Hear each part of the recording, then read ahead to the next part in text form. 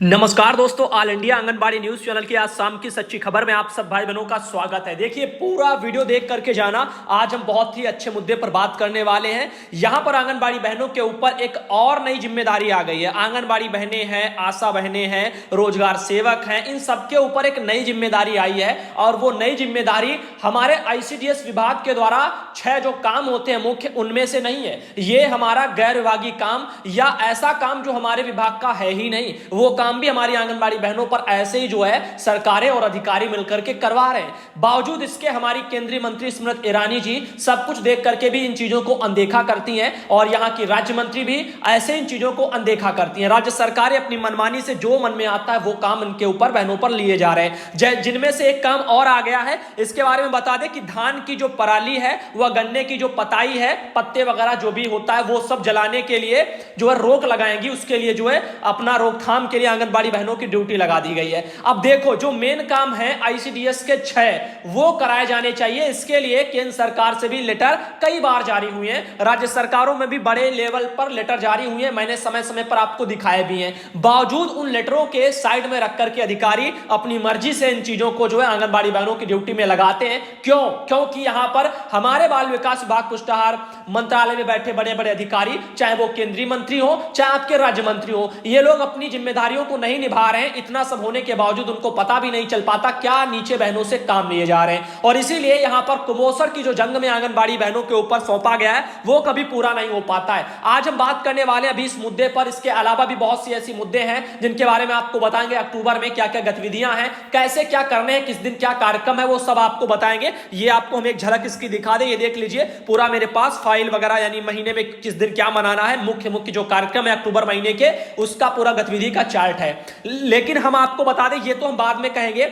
आज बहुत से भाई बहनों के मन में सवाल होंगे। आज आप जानते हो कि आज सुनवाई वगैरह है 62 वर्ष वाली बहनों के मुद्दे पर, तो इस संबंध में पहले आपको बताया जा चुका है। आज देखो अभी कितना टाइम हो रहा है, लगभग 5 बजे है जिस हिसाब से मैं वीडियो बना रहा हूं। लगभग 3:30 बजे मैंने ग्रुप में मैसेज वगैरह किया था कि आज सुनवाई में क्या हुआ है, सुनवाई लगी भी है या नहीं। तो यहां पर जानकारी आई है, ग्रुप में एक बहन ने लिखा था, उनका कहना है कि 23वां नंबर वगैरह है तो देर से वगैरह सुनवाई आज है। तो एक बहन शायद सुषमा कुरील बहन की याचिका पर होगी, जिनके मैटर में शायद कोर्ट ने कहा था सरकारी वकील को, जो आप जो है यहां पर जो संदिग्ध आप बता रहे हो 2013 का लेटर, उसका जवाब आपने दाखिल आज तक क्यों नहीं किया। सरकारी वकील से जवाब मांगा गया था दाखिल करने के लिए। तो शायद आज 5 तारीख को उनका सोमवार है, लग गया होगा, क्योंकि वे एक दिन का ही सरकारी वकील को समय था। अब बात कर लेते हैं, और भी यूनियन थे जैसे गिरीश कुमार पांडे जी का, उनका भी एक लेटर आपने देखा था कोर्ट से जो निकला था, उसमें लिखा था कि 5 तारीख को उनकी भी सुनवाई है। और सायमा बहन के द्वारा भी शायद जानकारी दी गई थी कि 5 तारीख को उनकी भी सुनवाई है। तो अब देखो यहां पर शाम तक शायद निकल के आए, क्योंकि देखो देर से यदि सुनवाई हुई होगी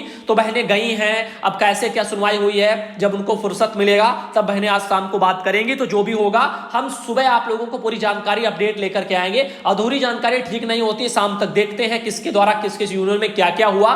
तो जो भी होगा सुबह के मैटर पर हम इस मुद्दे पर बात करेंगे, आंगनबाड़ी बहनों 62 वर्ष पर, और जो खबरें होंगी वो भी आएंगी। फिलहाल के लिए आज हम बात करने वाले आपके इस मुद्दे पर। बहुत से लोग परेशान हो रहे होंगे व्यर्थ में कि जो है क्या हुआ जानकारी दीजिए। तो यही कहना चाहेंगे कि अभी पूरी जानकारी आई नहीं है, और जब तक पूरी नहीं आती तब तक हम इंतजार कर रहे हैं, सबसे बात कर लें कि क्या मैटर है। आगे देखिए, यहां पर पीलीभीत से हमारे पास ये जो लेटर लगा हुआ है, इसकी सच्चाई देखिए। समस्त जो है यहां पर थाना अध्यक्षों को भेजा गया है पीलीभीत में कि कृपया धान की पराली व गन्ने की पताई जलाने पर प्रभावी रोकथाम हेतु बीट रजिस्टर में प्रत्येक गांव में एक टीम बनानी है, जिसमें 99 सदस्य रहेंगे, जिनमें लेखपाल रहेंगे, बीट आरक्षी रहेंगे, पंचायत सचिव रहेंगे, चौकीदार रहेगा, किसान सहायक रहेंगे, आशा रहेंगी, आंगनबाड़ी रहेंगी, रोजगार सेवक रहेंगे। इतने लोगों की जो है 8 सदस्यों की टीम बनेगी, उसमें आंगनबाड़ी आशा बहनें भी शामिल हैं। अब आप लोग खुद सोचो कैसे कैसे कामों में ड्यूटी लगी है। क्या किसानों को पराली जलाने से रोकने के लिए आंगनबाड़ी बहनों के आईसीडीएस विभाग की स्थापना की गई थी। ये अपने गर्भवती महिलाओं को, छोटे बच्चों को, किशोरियों को, इनका देखें, इनका जो है कुपोषण मिटाएं, इनकी तरफ ध्यान दें, अपने बच्चों की तरफ देखें,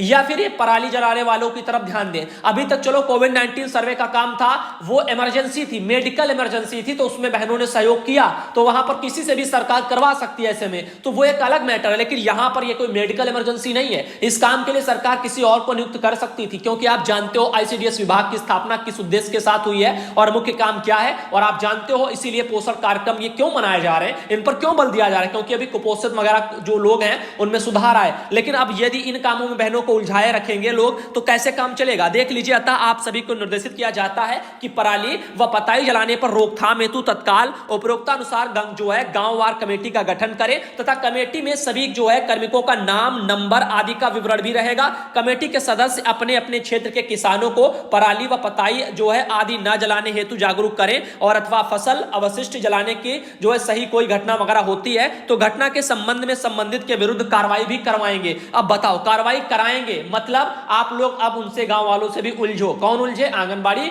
और ग्राम जो है यहाँ पर रोजगार सेवक, ये सब लोगों को बताया गया है। इसमें यहाँ पर जो है आप लोगों के वो नहीं लिखे, पंचायत सचिव भी हैं और चौकीदार हैं, किसान सहायक हैं और आशा आंगनबाड़ी रोजगार सेवक बीट आरक्षी लेखपाल। तो ग्राम प्रधान वैसे साफ साफ नहीं लिखा है, यहाँ पर पंचायत के सचिव महोदय हैं। तो फिलहाल के लिए जिनके ऊपर जिम्मेदारियां देनी चाहिए उनको कुछ कहा नहीं जाता है। इसके लिए सरकार चाहे तो एक अपना पुलिस भाई अपना प्रशासन का भेजे, इधर उधर टहलता रहे, देखता रहे कहां पर क्या हो रहा है। यदि इतनी फिक्र है पराली जलाने की, और किसान यदि पराली जलाए तो प्रदूषण होता है, ठीक है, और यदि बड़ी बड़ी कारखाने कंपनियां इतना सब कचरा निकाल रही, धुआं निकाल रही, ईंट भट्टे सब चल रहे हैं, उससे कोई दिक्कत नहीं है, उससे पोल्यूशन नहीं हो रहा है। बड़ी बड़ी कंपनियां मुनाफा कमा रहे, बिजनेसमैन, उससे दिक्कत नहीं है। लेकिन किसान यदि पराली भी जला दे, अपनी फसल का साल में एक बार होता है, तो उससे क्या होता है, पराली जलाने के बाद में खेत में मजबूती आती है। तो यहां पर इसीलिए किसान जो है वो करते हैं। अब ऐसे में देख लीजिए ये सब चीजें हैं। अब किसान क्या करे, वो पराली के लिए लाद ला करके कहीं दूसरी जगह ले जाए, ट्रैक्टरों में भरवाए, उसका पैसा अलग से दे। जितनी लागत बेचारा वो पैदा नहीं करेगा उससे दोगुनी ज्यादा लागत बेचारा किसान लगा दे। तो ये सब चीजें हैं ऐसी जो हमारे समाज में गलत हो रही हैं, कुछ चीजें कुछ हद तक गलत हैं। तो इन चीजों में थोड़ा बदलाव की जरूरत है। यदि देखो पोल्यूशन का यदि आप किसानों को रोक रहे हो तो आपको कंपनियों को भी रोकना चाहिए, कारखानों को भी रोकना चाहिए जहां से सबसे ज्यादा पोल्यूशन हो रहा है, ना कि इन लोगों को। तो ये सब चीजें हैं। आगे देख लीजिए यहां पर हल्का जो है, यहां पर ये सब चीजें हैं, यहां पर टीम तो बन चुकी है, तो इसीलिए सबको लगा दिया गया, लेखपाल, आंगनबाड़ी, इन सबको लेकर सभी थाना प्रभारी अपने अपने थाने के बीट रजिस्टरों में कमेटी का गठन कराकर इसकी सूचना अपर मुख्य जो है पुलिस अधीक्षक को दे, पीलीभीत व मेरे वाचक को तत्काल जो है लौटती डाक से उपलब्ध कराना सुनिश्चित करे। तो कमेटी बनी है, ये पीलीभीत जनपद है, पीलीभीत में ही सब कुछ हो रहा है। 1 अक्टूबर को ये कमेटी के बारे में लेटर निकला है और ये सब देख लीजिए, पत्रांक ST 39 से और 2C 20 ऐसे सब कुछ पता नहीं लिखा हुआ, पराली निर्देश 1 अक्टूबर 2020, प्रतिलिपियां भी ये सब भेजी गई हैं। ऐसे लेटर जारी होकर के मेरे पास बहनों के माध्यम से पहुंचा है। अब आप लोग बताओ इस मैटर पर आप क्या कहना चाहते हो। आगे देखिए अगला मैसेज मेरे पास आया है, एक बहन है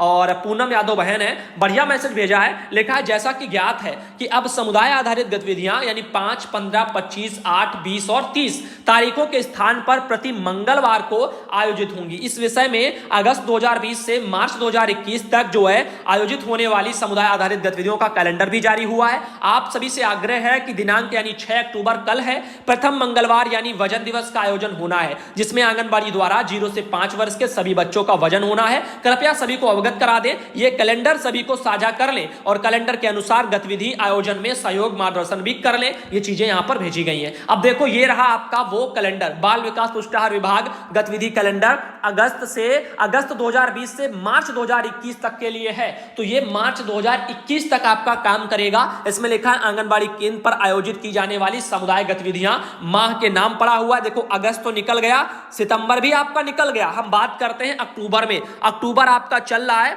तो हम ऊपर वाले जो 2 पॉइंट हैं इनको हम डिलीट कर रहे हैं। अब इसको हम नीले वाले से जो है आप लोगों को हाईलाइट करें। अक्टूबर में प्रथम मंगलवार को वजन दिवस है, ठीक है, कल है आपका मंगलवार, तो कल आपका क्या है, प्रथम मंगलवार को वजन दिवस है अक्टूबर में। और अक्टूबर में द्वितीय मंगलवार को आपका गोद भराई दिवस है, जो कि फंडेड है, तो इसका पैसा यानी मिलता है फंडेड के नाम से। अब आए ना आए वो अलग मैटर है, मैं इस हिसाब से बता रहा हूं कि ये फंडेड वाला कार्यक्रम है, गोद भराई का लिखा हुआ है। आगे आपका तृतीय मंगलवार को किशोरी दिवस पड़ता है और चतुर्थ जो मंगलवार पड़ेगा उसमें अन्नप्राशन दिवस वगैरह मनाया जाएगा, इसमें भी फंडेड पड़ा है। तो ये है आपके अक्टूबर के बहनों जो आप लोगों को बताए क्या है। प्रथम मंगलवार को कल के दिन वजन दिवस, उसके बाद जो है द्वितीय मंगलवार को गोद भराई दिवस और तृतीय मंगलवार को किशोरी दिवस, चतुर्थ मंगलवार को अन्नप्राशन दिवस। अब आपको हम दिखाते हैं नवंबर से। अब ये वाला हम रेड कलर से लिखेंगे, ये आपका अगले महीने के लिए, आप चाहो तो नोट कर लो। नवंबर में प्रथम जो है मंगलवार को वजन दिवस है और द्वितीय मंगलवार को आपका पड़ेगा सुपोषण दिवस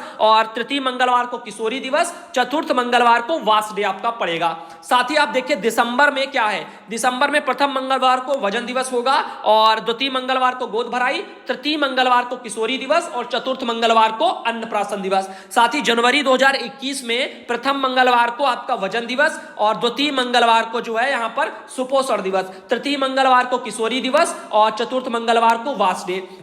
साथ ही फरवरी 2021 की बात करें, प्रथम मंगलवार को वजन दिवस, द्वितीय मंगलवार को गोद भराई दिवस, तृतीय मंगलवार को किशोरी दिवस, चतुर्थ मंगलवार को अन्नप्राशन दिवस। ऐसे ही मार्च 2021 में वजन दिवस आपका प्रथम मंगलवार को है और द्वितीय मंगलवार को सुपोषण दिवस है, तृतीय मंगलवार को किशोरी दिवस है, चतुर्थ मंगलवार को वाश डे है। तो आप लोगों ने एक चीज नोट किया बहनों कि प्रथम मंगलवार को हमेशा वजन दिवस ही मनाया जाता है। कोई भी महीना है तो प्रथम मंगलवार को आपका वजन दिवस पड़ता है। द्वितीय मंगलवार में आपके कार्यक्रम कुछ बदल जाते, कभी गोद भराई, कभी सुपोषण दिवस, कभी गोद भराई, कभी सुपोषण दिवस, ये कार्यक्रम पढ़ते हैं। तृतीय मंगलवार की अगर बात करें तो इसमें कभी किशोरी दिवस और जो है ज्यादा यानी सभी में किशोरी दिवस ही है, यहां पर नोट आप कर पा रहे होंगे।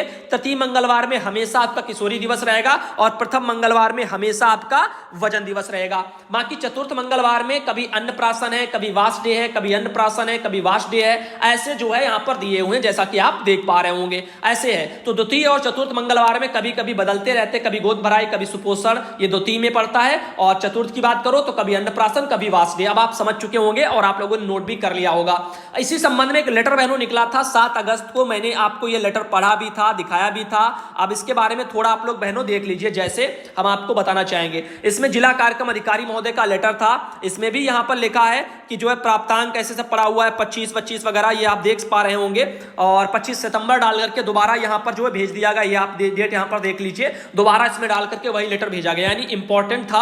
आंगनबाड़ी केंद्रों पर स्तर पर जो केंद्रों स्तर पर जो आयोजित सामुदायिक गतिविधियां हैं उन्हीं के संचालन के संबंध में ये निकला था और उसमें भी वही सब कुछ लिखा है, देख लीजिए। आयोजन का दिनांक, लाभार्थी समूह क्या है, बचपन दिवस लिखा हुआ है। इसमें प्रत्येक माह 5 तारीख को मनाया जाता है और यहां पर ऐसे और देख लीजिए, लाभार्थी समूह 0 से 5 वर्ष होता है। किशोरी दिवस प्रत्येक माह 8 तारीख को मनाया जाता है। 11 से 14 वर्ष की स्कूल ना जाने वाली किशोरियां उसमें होती हैं। ग्रामीण पोषण दिवस प्रत्येक माह की 10 तारीख को होता है। गर्भवती व धात्री महिलाएं जो है उसमें आती हैं। ऐसे सब कुछ होता है। ममता दिवस 15 को पड़ता है, लाडली दिवस 25 को पड़ता है। ऐसे सारे कार्यक्रम होते हैं। तो ये मैं पूर्व में आपको बहनों दिखा चुका हूं। जो डेली वीडियो देखे होंगे उनको पता होगा, ये सब मैंने पूर्व में ही दिखाया होगा। गजला बहन ने मुझे भेजा है, मुझे लगा एक बार आपको झलक जरूर दिखा दे इसकी। बहन को भी धन्यवाद। साथ ही अब बार बार इन मुद्दों पर तो दिखाया नहीं जा सकता, वैसे भी ये अगस्त पर पड़ा जो है था, लेकिन सितंबर सरकार ने फिर डाल के भेजा है। यदि ज्यादा जो है यहाँ पर जरूरी होगा तो हम आपको फिर दोबारा इसको दिखा देंगे इसमें क्या क्या है। फिलहाल के लिए इसमें कोई खास नहीं है। पूर्व में यदि जारी है तो पूर्व में भी ये हम पढ़ चुके हैं, आपको अगस्त में ही हमने इसको दिखाया होगा।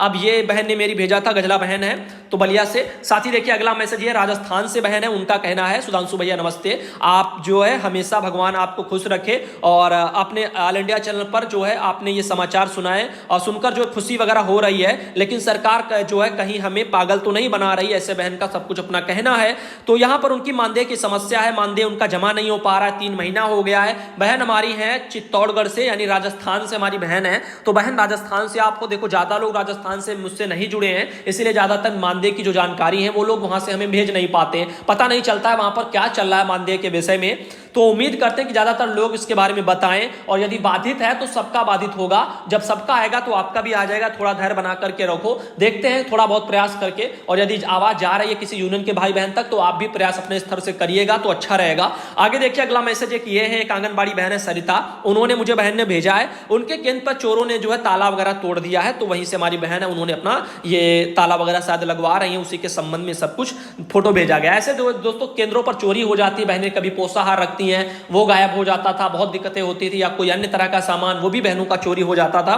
आगे देखिए सुधांशु भैया, हमारे यहाँ कुशीनगर यूपी में गोपाल में आंगनबाड़ी केंद्र आया है, जिसको जो है प्रधान अंबेडकर पार्क में जो है बनाना चाहते हैं। हम चाहते हैं कि स्कूल में ही बने, जिससे हम लोगों को प्री प्राइमरी में सुविधा हो, लेकिन वो नहीं मान रहे हैं, बहुत परेशानी है, क्या करें, कुछ सुझाव दीजिए। तो वाकई हम भाई बता दें आपको, वो गलत कर रहे हैं। रीजन ये है क्योंकि पहले क्या होता है, पहले ये होता है जहां भाई स्कूल है, स्कूल के संबंध में ही, यानी उसी में यदि जगह है तो वहीं पर आंगनबाड़ी भवन बनना चाहिए, ये प्राथमिकता होती है। और नहीं है तो वहां पर फिर गांव में कहीं जगह हो, जैसे पंचायत की कहीं खाली जगह, पंचायत भवन या अन्य XYZ कहीं पर भी। लेकिन यदि स्कूल में जगह खाली है प्राथमिक विद्यालय के परिसर में ही, तो वहां बनना चाहिए। रीजन ये है कि अभी आपने आदेश तो हमने दिखाया जिनमें लिखा होता है कि आगे चल के जो है प्री प्राइमरी का भी लाभ मिलेगा, वो भी एक मैटर है। साथ ही इसमें निगरानी में भी आसानी होगी, या यूं कहें कि जो भी लाइब्रेरी टाइप का रहेगा वो भी बच्चा यूज कर लेगा। तो इसके लिए आपको एक उपाय करना चाहिए। प्रधान यदि नहीं मान रहे हैं तो आप अपने यहाँ पर